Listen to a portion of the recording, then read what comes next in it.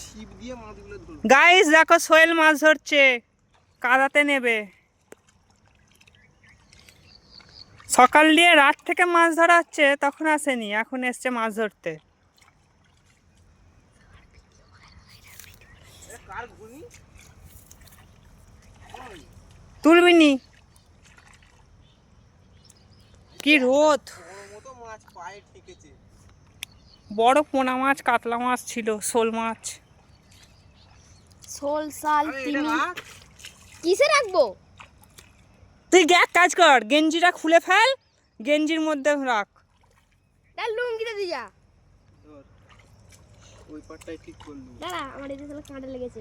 আরে সত্যি? লুঙ্গিতে সত্যি দিবি? হ্যাঁ দে। দে ওই কেটে দে না গো।